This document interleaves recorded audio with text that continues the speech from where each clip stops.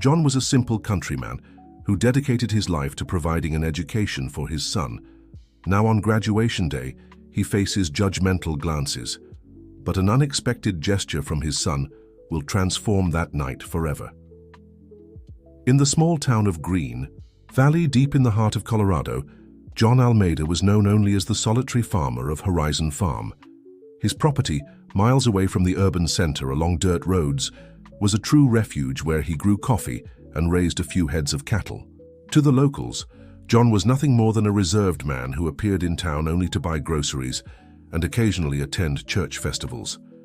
That June morning, the sky was covered in a thick fog, typical of the Colorado winter.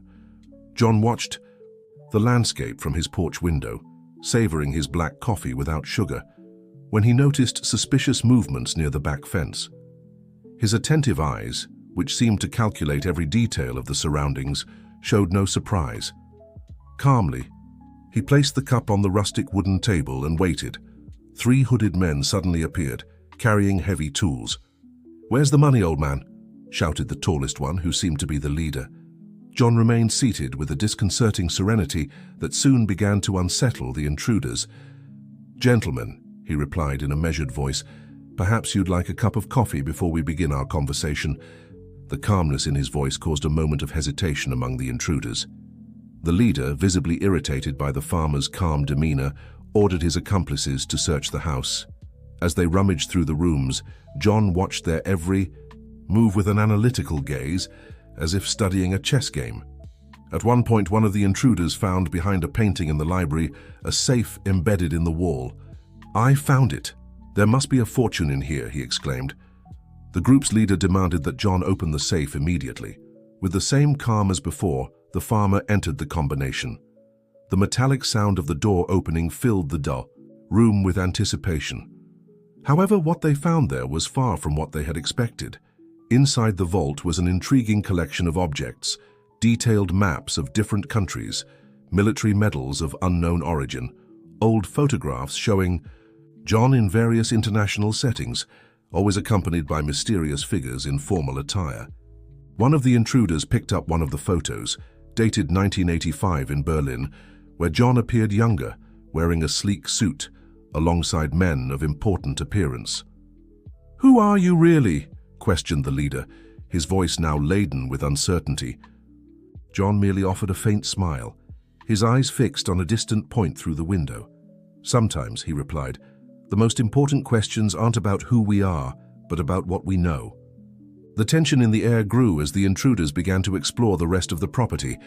In the barn, they found sophisticated equipment carefully camouflaged among the farming tools. Strange codes were scribbled on a chalkboard partially covered by feed sacks. An old radio, seemingly abandoned in a corner, began emitting intermittent signals. The intruders, increasingly nervous, noticed peculiar markings on the terrain around the farm. Subtle symbols painted on trees and rocks, almost imperceptible to untrained eyes, seemed to form a systematic pattern. "We're being watched," one of them murmured, fear evident in his voice. John remained seated in his chair on the porch, as if watching a play whose ending he already knew. With precise and calculated words, he began to reveal small details about each of the intruders, information he theoretically shouldn't have known. "George," he said, addressing the leader by his real name, "your neck scars, it was an interesting accident in Miami, wasn't it?" The man stepped back, stunned. "How did you—" Before he could finish the sentence, one of the accomplices, the youngest in the group, widened his eyes in recognition. "Wait, I've heard stories about you. 10 years ago, on the border with Paraguay, it was you, wasn't it?" The atmosphere on the farm changed completely. What began as a simple invasion of a rural property turned into something much more complex. The intruders, now clearly unsettled, began exchanging worried glances. The radio in the barn continued to emit signals at regular intervals, like a constant reminder that there was much more to that farm than met the eye. John slowly rose from his chair, his demeanor now exuding a previously hidden authority. With a precise movement, he pressed a specific spot under the porch table. A nearly imperceptible sound of moving mechanisms echoed through the property. The invaders, seized by panic, realized that control of the situation had never truly been in their hands. "Gentlemen," said John, his voice now carrying a different weight, "I suggest you reconsider the choices you've made today." The group needed no further words. Within minutes, they were running toward the car parked on the road, leaving behind all the tools and equipment they had brought. Alone once more, John walked over to the open safe. He picked up one of the old photographs, studied it for a few moments, and then turned his gaze toward the hazy horizon. His lips moved in an inaudible whisper as the morning fog began to dissipate, gradually revealing the vast expanse of Horizon Farm. But now, this apparent simplicity held an intriguing question. Who really was John Almeida, and what secrets did that isolated farm still hide? If this story interested you, don't forget to subscribe to our channel and hit like. Tell us which city you're watching us from, and let's continue. The morning after the events, John maintained his seemingly normal routine, but something had changed in the atmosphere of Horizon Farm. The old radio in the barn continued to emit signals at precise intervals, like an invisible clock counting down. As he fed the cattle, his thoughts drifted to a distant past, a time he had carefully buried deep within his memory. In town, rumors about the events at the farm were beginning to spread. Young Peter, the son of the local grocery store owner, swore he had seen strange lights in the sky above the property the night before.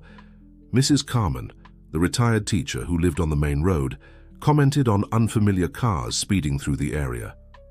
John knew it was only a matter of time before his past caught up with him completely.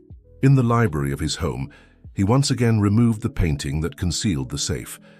This time he pulled out an old, yellowed folder. Inside, documents in different languages revealed fragments of a life few could imagine. One document in particular stood out, a photo from 1978 in Vienna.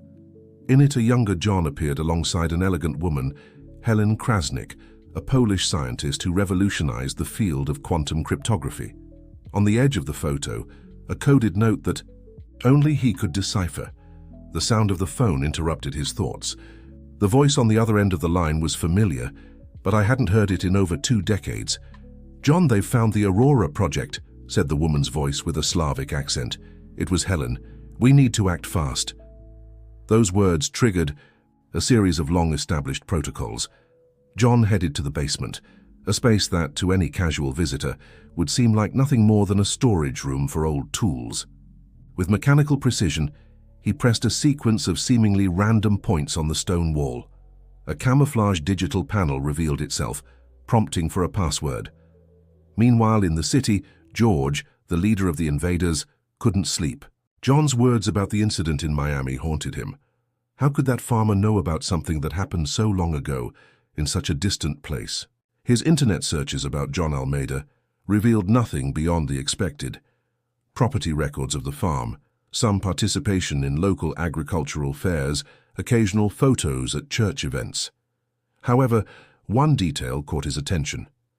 In an old, partially digitized photo from the local newspaper, John appeared in the background at the inauguration of the town's bank. The date of the photo coincided with one of the largest cases of industrial espionage in the country's history, when secret documents from a tech company mysteriously disappeared. At the farm, John activated communication systems that had been hidden for years. Holographic screens emerged from the basement walls, displaying maps and coordinates in real time. An encrypted message began transmitting through the barn radio, now clearly more than just a simple abandoned device. Helen had sent a coded file that, when deciphered, revealed a disturbing truth. The Aurora project, which they believed had been deactivated in the 90s, had never truly ended. Its branches had spread silently, like underground roots, connecting seemingly unrelated points around the world. In his room, John opened a special suitcase, protected by a biometric recognition system.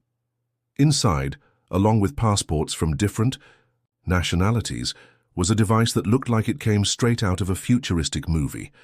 It was the original prototype of the Aurora project, a technology that, in the wrong hands, could rewrite the rules of the global game. The sun was beginning to set when John received another coded message. This time, it was from an old colleague at the agency, warning about suspicious activities. Satellites had detected anomalous communication patterns converging on the Green Valley region. The net was closing in. In the city, George continued his obsessive investigation. On an obscure internet forum, he found a cryptic reference to an agent known only as the Farmer, famous for his ability to blend into plain sight, living for decades under meticulously constructed identities. The descriptions of the operations attributed to this agent sent chills down his spine. John watched the city's movements through strategically placed cameras. He noticed the unusual commotion, the curious glances directed at his property, the growing speculations about his true identity. The simplicity of his life as a farmer, built over the years, was beginning to unravel like mist under the morning sun. A sharp, intermittent sound began to echo through the underground communication system. It was an alert he hadn't heard since his active days at the agency. Someone had accessed confidential files related to Project Aurora on a supposedly impenetrable server in Geneva. In the library, John retrieved another photo from the safe. In it, a group of scientists and agents posed in front of a laboratory in the Swiss mountains. Helen was there, along with other familiar faces. On the back of the photo, a single coded phrase, "The Aurora never sets." Night fell over Horizon Farm, bringing with it a deceptive stillness. John knew the coming days would demand all his experience and skill. The game he thought he had left behind decades ago was about to restart, and the pieces were already moving on the global board. Meanwhile, deep in the basement, the communication system continued to transmit and receive coded messages. The technology of Project Aurora, silently guarded for so many years, pulsed with its own energy, as if sensing that its moment of awakening was near. Helen's arrival at the farm happened in the early hours of the morning. Her car, a discreet and unmarked model, quietly made its way down the dirt road. John waited for her on the porch, his expression revealing the seriousness of the situation. 25 years had passed since their last meeting in Prague, but time seemed to have frozen when their eyes met. "The Aurora files have been compromised," Helen said bluntly as they walked down the hallway toward the basement. "Someone gained access to the server in Geneva. The technology we developed is about to be exposed." In the farm's basement, now transformed into a high-tech operations center, screens displayed a constant stream of data. The Aurora project, initiated during the Cold War, was much more than an advanced communication system. It was a technology capable of predicting global patterns, from climate changes to economic fluctuations, with frightening accuracy. "Do you remember Berlin?" asked Helen, her fingers gliding over a holographic keyboard. "When we realized the true potential of the project?" John nodded, recalling the moment they understood they had created something ahead of its time, something that needed to be protected until the world was ready. In the city, George had shared his discoveries with his companions. The mystery of the solitary farmer was beginning to take on more defined contours. In their research, they found references to a series of unexplained events over the decades, all connected by a subtle pattern. The name Aurora appeared in classified documents, always associated with extraordinarily accurate predictions of global events. Meanwhile, in the makeshift command center, Helen and John worked tirelessly. The Aurora's prediction system had detected a convergence of events that could expose not only the project, but also a global network of sleeper agents. "The patterns are repeating," Helen noted, pointing to complex charts, exactly like in 1989 before the fall of the wall. A sudden alert interrupted their analysis. Security cameras had captured movement near the farm. Unidentified vehicles were approaching from different directions. On the main monitor, a map displayed red dots converging on their location. "They found the pattern," said John, activating additional security protocols. The Aurora system had predicted this as well, but some variables remained uncertain. Helen quickly accessed a secondary terminal, initiating the transfer of critical data to secure servers scattered across the globe. In the library, John opened a hidden compartment under the floor. Inside was a device that looked like a simple USB drive, but contained the key to the entire Aurora system. It was the result of decades of quantum computing research, miniaturized into a seemingly insignificant object. The problem was never the technology itself, reflected Helen, gazing at the screens. It was the timing. The world wasn't ready to understand the power of predicting its own patterns. John agreed, recalling the heated debates in Vienna when the original team decided to conceal the project. The farm's sensors began registering increasing electromagnetic interference. Someone was trying to neutralize their communication systems. In the barn, the old radio emitted a series of signals on a specific frequency, a warning from the sleeper network of agents. George and his companions, watching from a distance, saw strange lights emanating from the property. What began as their simple invasion had turned into something much larger. They were now unwilling witnesses to a global chess game where every move had unpredictable consequences. Helen activated a specific sequence in the system, revealing a hidden functionality of Project Aurora. The screens displayed a complex matrix of connections, linking seemingly random events into a coherent pattern. "It's happening again," she murmured. "The system is predicting a fundamental shift in the global balance." John watched the data intently. Every line of code, every pattern detected by Aurora, told a story of decisions made in the shadows, of events subtly manipulated to maintain the world's equilibrium. The farm, her refuge for so many years, was just a piece on a much larger board. The unidentified vehicles were now less than a kilometer from the property. Helen finalized the data transfer and initiated the contingency protocol. "We have to make a decision," she said, her eyes fixed on the screens. "Aurora predicted this moment decades ago. The question is, are we ready for the consequences?" On the horizon, the sun began to rise, painting the sky with shades of orange and red. Horizon Farm, seemingly a simple refuge in the countryside of Colorado, was about to become the epicenter of events that could reshape the global board. John and Helen, guardians of one of the greatest secrets of modern history, were preparing to face the moment that Project Aurora had foreseen since its inception. The dawn brought with it the decisive moment that Project Aurora had predicted. John and Helen, in the underground command center, watched the screens showing the vehicles approaching the farm.